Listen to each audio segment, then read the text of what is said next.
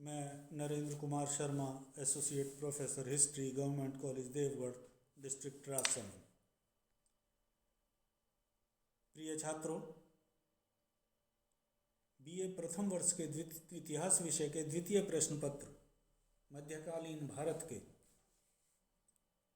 गयासुद्दीन बलबन नामक सर्वाधिक महत्वपूर्ण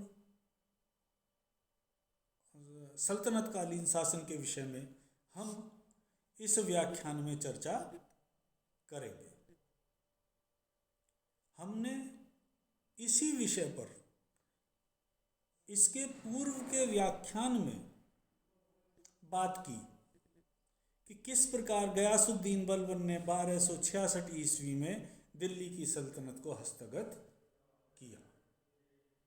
एक गरीब परिवार में जन्म लेने के पश्चात, एक छोटे से मध्य एशिया के इलबरी तुर्क परिवार में जन्म लेने के पश्चात एक दास के माध्यम से वो भारत आता है, दिल्ली आता है, और किस तरीके से वो इल्तुतमिश के संपर्क में आने के पश्चात रजिया, आराम शाह, महमूद शाह और नासिरुद्दीन के द्वारा राज्यकाल में अपनी प्रशासनिक दक्षता, बहादुरी और दूरदर्शिता के चलते नित नई जो ऊंचाई हैं वो हासिल करता जाता है। और 1266 ईस्वी में नासिरुद्दीन की मृत्यु के पश्चात, क्योंकि वो संतानहीन था, तो दिल्ली की सत्ता को हस्तगत कर लेता है। और दिल्ली की सत्ता हस्तगत करने के पश्चात वो सबसे महत्वपूर्ण जो काम करता है वो करता है सुल्तान के पद की प्रतिष्ठा में वृद्धि करना। उसके बाद वो हिंदू विद्रोहियों का भी दमन करता है। 40 अमीरी दल जो किसी भी सुल्तान के गले की फांस बना हुआ था, उसने उसे भंग कर दिया और उन जो प्रतिष्ठित 40 लोग थे, प्रभावशाली लोगों का जो ये वर्ग था, उन्हें येन केन प्रकरण अपने रास्ते से हटा दिया। और इसके पश्चात उसने सेना का पुनर्गठन भी किया। अब सेना के पुनर्गठन के पश्चात बलबन ने अपना पूरा ध्यान प्रशासनिक दक्षता की तरफ लगाया। जिस समय बलबन ने दिल्ली की सल्तनत हस्तगत की थी, वो ये भली भांति देखता था कि उस समय जो दिल्ली की नौकरशाही थी वो पूरी की पूरी तरह से भ्रष्ट और स्वेच्छाचारी हो गई थी, और सुल्तान का उन पर नाम मात्र का भी नियंत्रण नहीं रहा था। इसके चलते जो शासन व्यवस्था थी वो पूरी तरीके से चौपट हो गई थी, अस्त व्यस्त हो गई थी, मतलब अराजकता का माहौल था। बलबन ने सिंहासन पर बैठने के पश्चात दृढ़ संकल्पता दिखाते हुए और कठोर नियमों को लागू करके पूरी तरीके से प्रशासन पर अपना नियंत्रण स्थापित कर लिया। उसने पूरे प्रशासन को सुल्तान के प्रति न केवल निष्ठावान बनाया, अपितु आज्ञाकारी भी बना दिया।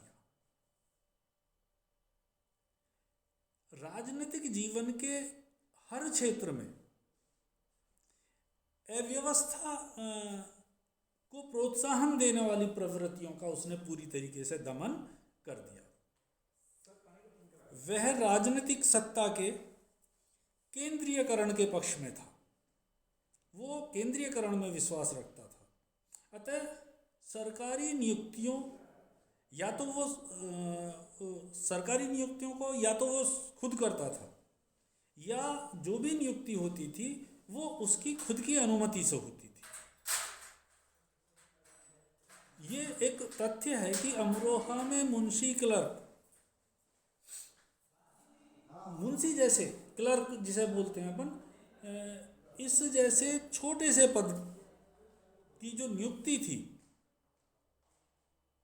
उस पर भी उसकी निगाह रहती थी। इस छोटी सी घटना से ये पता चलता है कि नौकरशाही पर वो कितना कठोर नियंत्रण रखता था।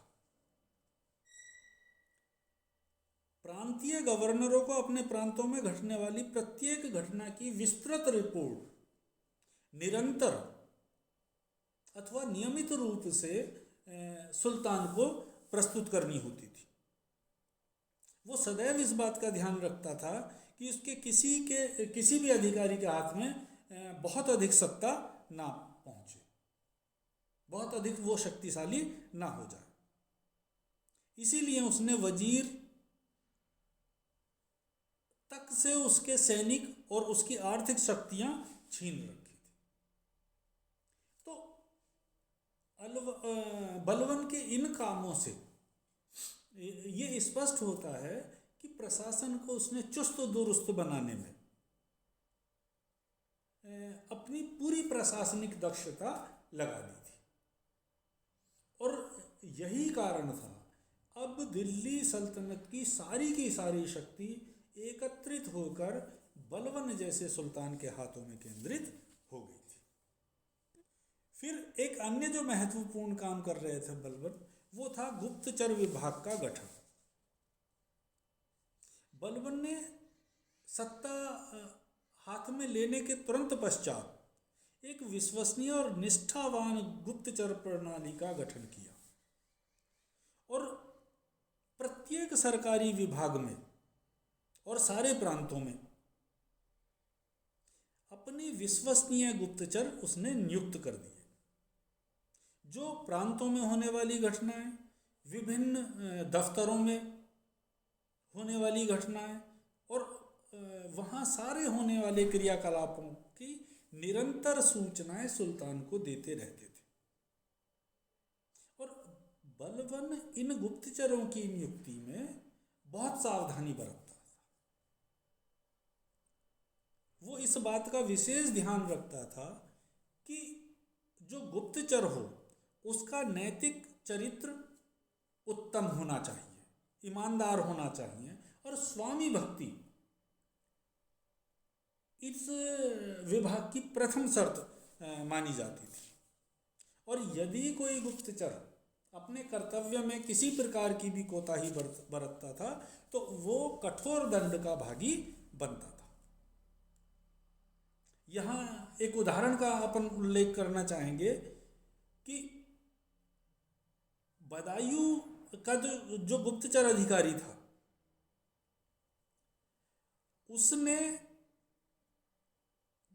उसे बलवन ने सिर्फ इसीलिए सूली पर लटकवा दिया था क्योंकि उसने वहाँ के गवर्नर मलिक बकबक द्वारा अपने नौकर को पीट पीट कर मार दिए जाने की जो सूचना थी वो बलवन तक नहीं पहुँचाई थी। तो इस एक घटना ने सारे गुप्तचर विभाग में भय का वातावरण क्रिएट कर दिया था और इसने बलवन की शासन व्यवस्था को चुस्त दुरुस्त बनाने में भी एक बड़ी भूमिका निभाई। हम ये कह सकते हैं कि बलवन की निरंकुश सत्ता को स्थापित करने में इस गुप्तचर विभाग ने बड़ी भूमिका निभाई। फिर बलवन के शासनकाल की एक अन्य महत्वपूर्ण घटना है तुगरिल का विद्रोह और उसका दमन। ये बलवन के शासनकाल की महत्वपूर्ण घटना है। लखनौती के जो राज्यपाल थे, जो ततार खान की मृत्यु के पश्चात बंगाल के राज्यपाल की गद्दी पर बैठे थे, ये बलवन के एक दास थे। इसने 1279 ईस्वी में बलवन के विरुद्ध विद्रोह कर दिया।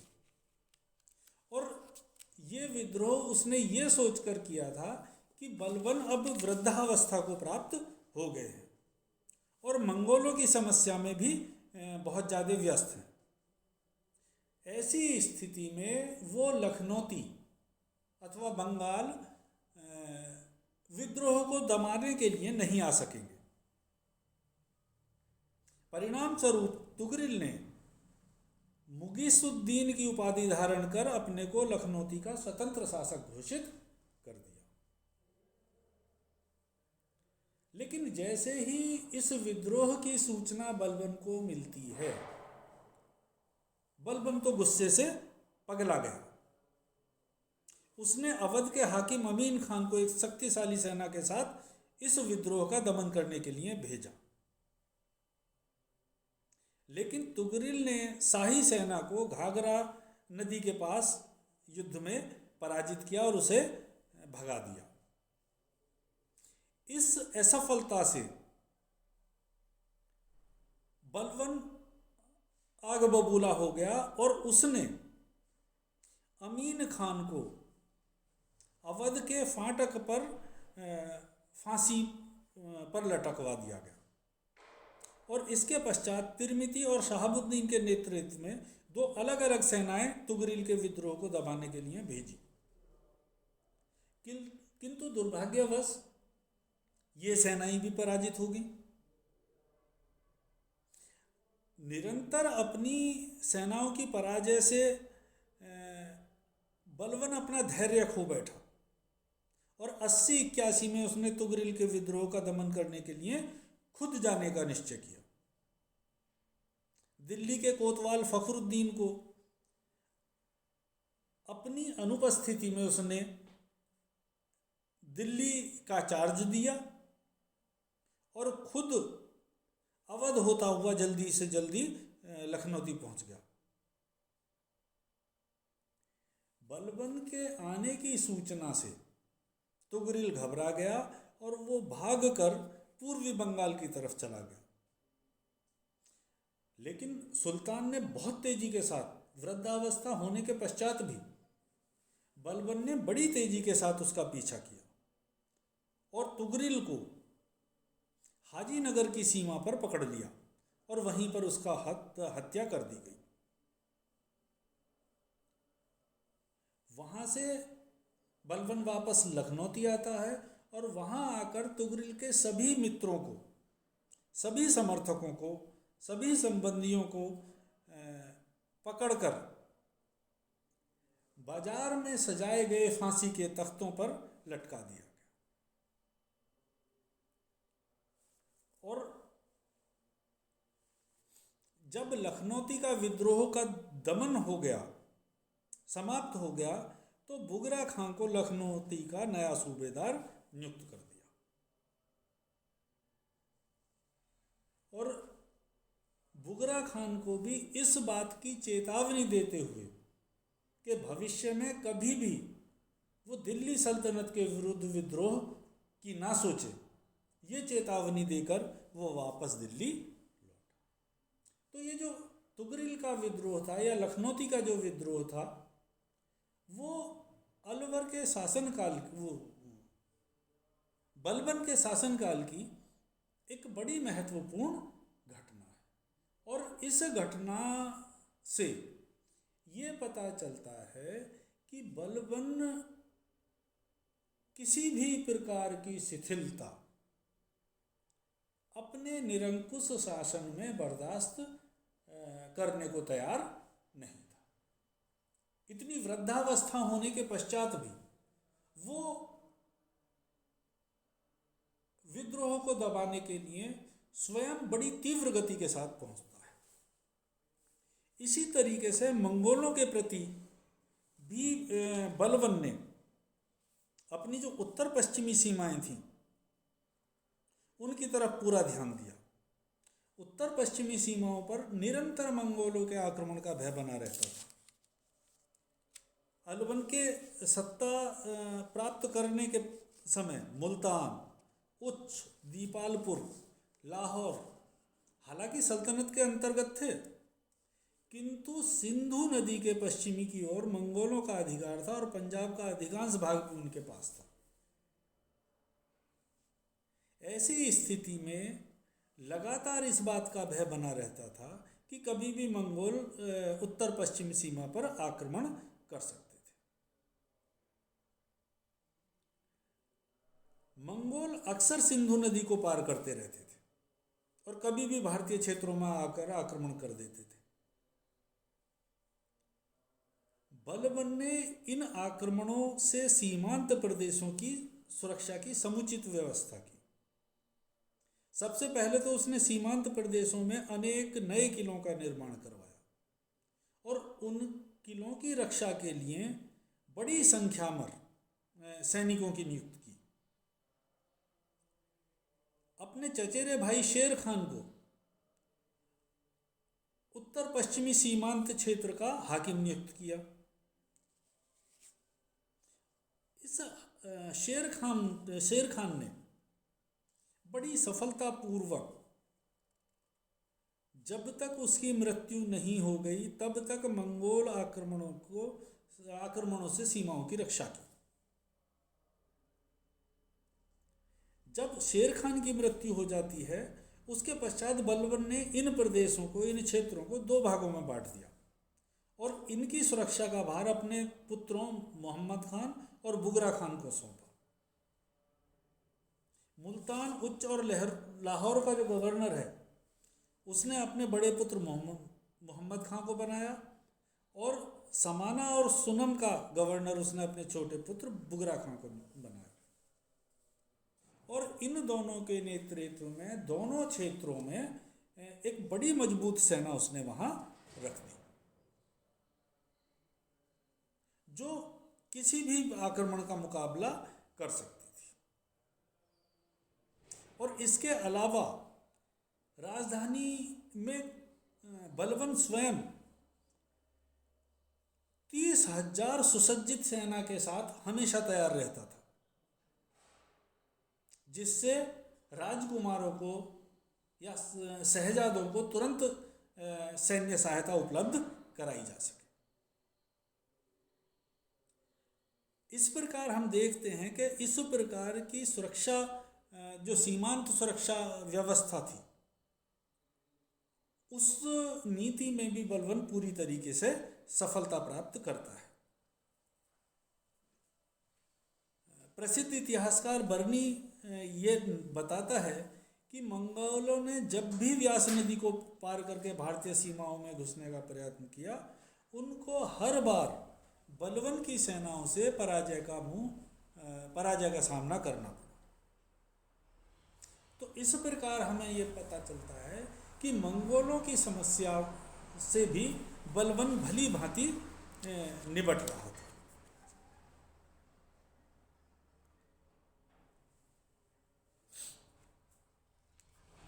इस प्रकार हम ये देखते हैं कि बलबन के जो कार्य थे और बलबन की जो उपलब्धियां थी वो बड़ी महत्वपूर्ण थी। बलबन ने अपने संपूर्ण शासनकाल के दौरान लगभग 20 वर्ष का इसका शासनकाल था, 20-21 वर्ष का शासनकाल था। इस शासनकाल में उसने राज कार्य में किसी प्रकार की ढिलाई ना तो स्वयं की और ना ही किसी को करने दी। हालांकि इस दौरान उसके मंगोल आक्रमणों में उसके पुत्र की मृत्यु भी हुई। 1286 ईस्वी में उसके ज्येष्ठ पुत्र की, मोहम्मद की, मंगोल अभियान में मृत्यु हो गई थी। और इस सदमे को, ये मतलब बड़ा सदमा था बलबन के लिए। लेकिन इतना बड़ा आघात सहने के पश्चात भी उसने कहीं से ये प्रकट नहीं होने दिया कि वो किसी भी प्रकार से टूट गया है। हालांकि कुछ इतिहासकार ये कहते हैं कि वो भले ही लोगों के सामने अपना दुख प्रकट नहीं होने देता था, किंतु एकांत में वो फूट फूट कर रोता था। इस घटना ने उसे अंदर से इतना तोड़ दिया था कि वो कभी संभला नहीं और 1287 ईस्वी में उसका देहांत हो गया। अपने 21 वर्ष के शासनकाल में बलबन ने दिल्ली सल्तनत को सुदृढ़ता की पराकाष्ठा पर पहुंचा दिया था और ये ही बलबन की सबसे अधिक महत्वपूर्ण उपलब्धि